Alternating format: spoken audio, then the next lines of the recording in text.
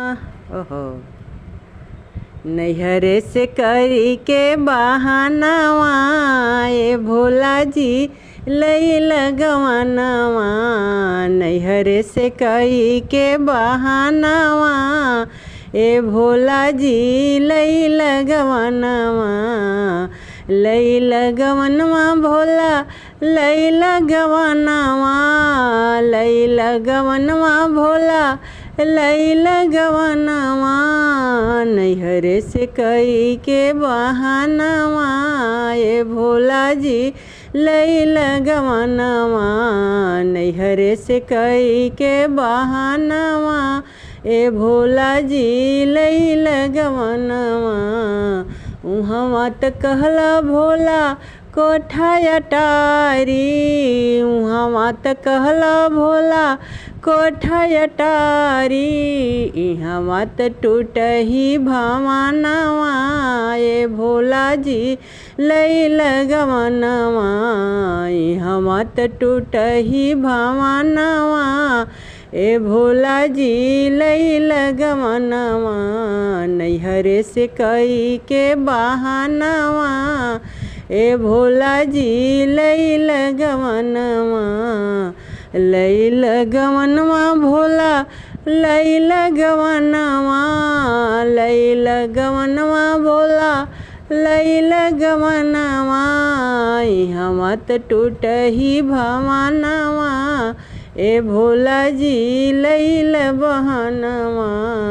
टूटही कइले बहनवा ए भोला जी लई गवनवा।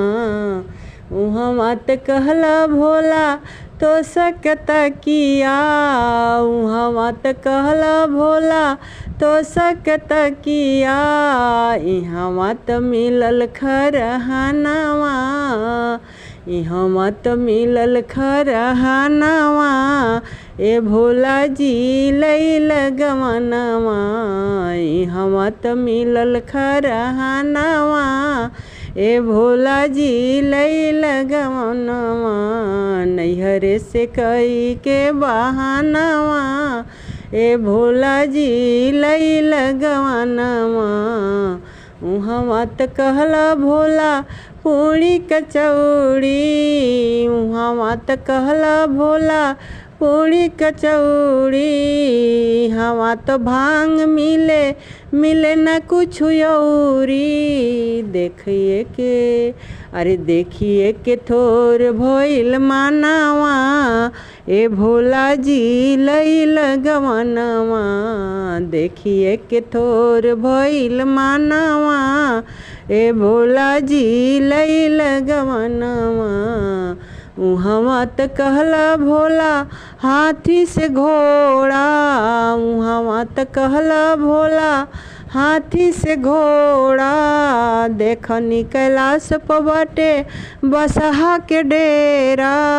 देखनी कैलाश पर बाटे बसहा के डेरा। नंदी के नामनती कहानावा ए भोला जी लई गवनवा। नंदी के नामनती कहानावा ए भोला जी लई गवनवा। नैहरे से करी के बहानावा ए भोला जी लई गवनवा।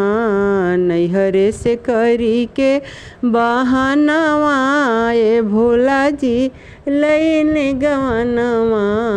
नैहरे से करी के बहानावा ए भोला जी लई गवनवा। नैहरे से करी के बहानावा ए भोला जी लई गवनवा।